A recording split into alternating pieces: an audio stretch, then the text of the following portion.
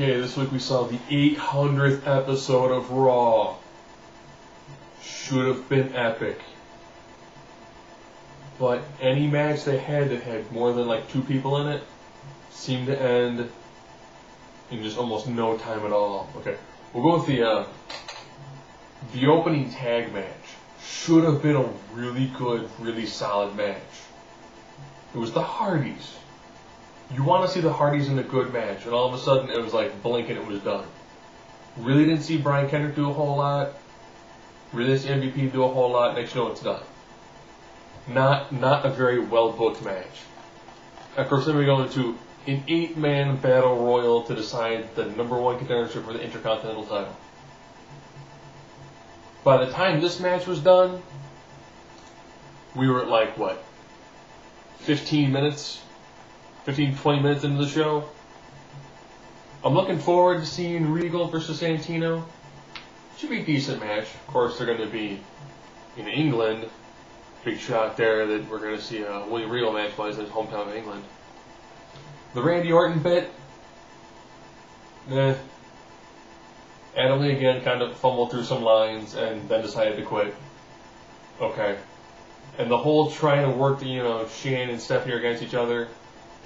I mean, come on, we've seen it more times than most of us actually care to remember. Okay, Vladimir Kozlov, Bret the Hitman Haas. This is like one of my only Kozlov matches, and I'm assuming this is about the way all of them look. Boot, almost falls over doing like a belly to belly, and then he hits him with like a headbutt to the chest. He looks like crap. I don't want to see him in a main event title picture. We didn't vote for him. Cyber Sunday. We don't want to see him at Survivor Series. What the fuck are you thinking, Vince? Nobody voted for him, so you give him a main event match anyways. Okay, DX versus Miz and Morrison. I'll be honest, the stuff before it was good. Solid. Gold. They put on a great promo. This match, which is weird for being the first hour main event, was just good. For a moment, I actually almost thought that Miz and Morrison were going to win. Towards the end of that match, when Morrison did that super kick, and you kind of went, really? Miz and Morrison may beat DX? And of course DX has to win, but that match was definitely worth the price of admission. 16 Diva tag match. I think I spent more time announcing them than the match actually happened. But you know what? Good enough. Mae Young came out, started doing what looked like, forearm shots to everybody, with everyone kind of standing there and taking it. It looked poor. You had enough women to put on something decent. And that match was just horrible. It was like, okay, they were short one Diva. We thought maybe they were going to throw Lillian into it, and they brought out Mae Young. It sucked. Okay, Orton, CM Punk. This is a good match. Glad to see Orton back.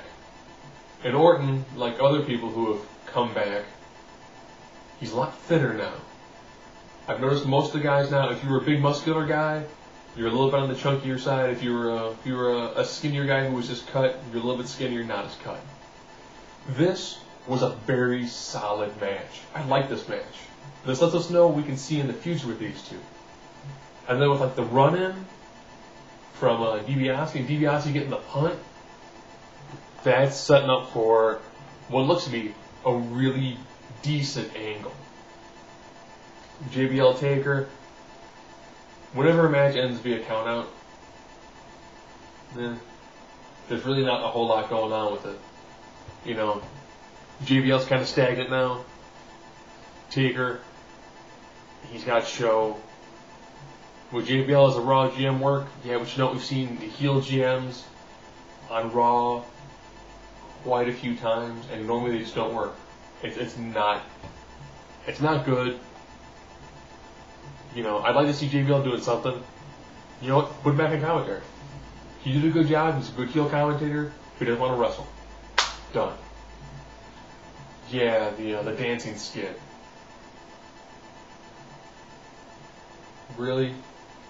Kung Fu Naki? I don't watch SmackDown, so that was kind of new to me. And this is what the Boogeyman does for a living now. He just shows up for the duh segment. That's beyond the Ron Simmons part. That was a waste of time. So, all right, here we go. Another tag match. Henry and Kane versus Mysterio and Kofi Kingston. You know, it was good seeing Mysterio and Kingston because they're fast, they work well as a team. Too bad Bourne got injured. This match, you know, once it's got Mark Henry involved in it, doesn't matter who else is in the match. Probably not going to be very good unless Henry's never in the ring. Khali coming out attacking Kane. Hey, you know what? I don't know what's going on with Khali. I don't watch SmackDown. I don't care what's going on with Khali. Khali could be knocking on my door right now. You know what? I still wouldn't care. Alright, now up to the main event. The main event. Cage match. Jericho, Batista. How many people thought Jericho was going to win the belt back after losing it on a pay-per-view? In a steel cage match against Batista. This was a very good match. The ending just surprised me. You know, I expected them to have, you know, Batista win it, and then maybe have Batista go on to fight Cena. Have Cena win, but not win the title. You know, do something to have the third match, the rubber match, be Cena versus Batista with the title on the line.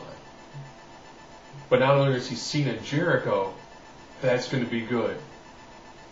Because Jericho is finally on top of his game, and Cena is going to come back from an injury. So hopefully he's got, you know, he's rested, and he'll make a decent match. That match I'm looking forward to at Survivor Series. Currently, I think we've got 3 matches scheduled. Kozlov, H, really? Really? We didn't vote for it last time, but we get to see it this time. Fantastic. Show Taker casket match.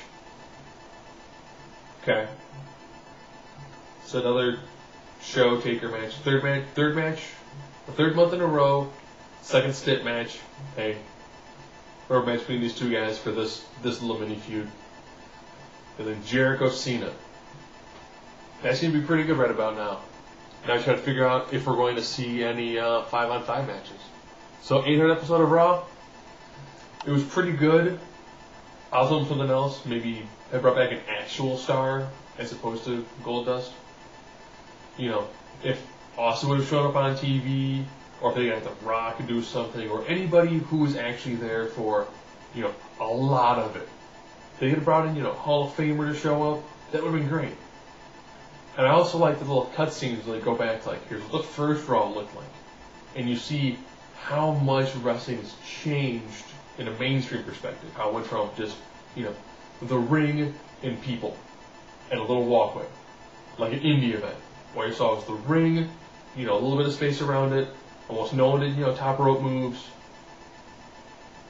And fans were in a smaller venue, and the venue was packed. I think you saw, like, over the years, bigger walkway, then you got explosions, you got pyro, you got actual, you know, everyone's got music. Shows what you've come through, you know, with everything being very small, very controlled, very contained into, like, a full experience where, as opposed to just being all about wrestling, it's wrestling, fireworks, you know, regular pyrotechnics, like you know, the flame gets of Kane and all that, lighting effects. It's not like you're watching a live action movie, as opposed to just watching a sport. For some people, you know, that's what really draws them in. That's what works with professional wrestling. For some people, they still want old school. They still want indie style. And you know what? Depending on where you live, you can still go see old school indie style. So, you know, 800 episodes down. I guess everyone from here on out is also groundbreaking. So it'd be 801, 802. But, you know, 800 down. No one else can say that.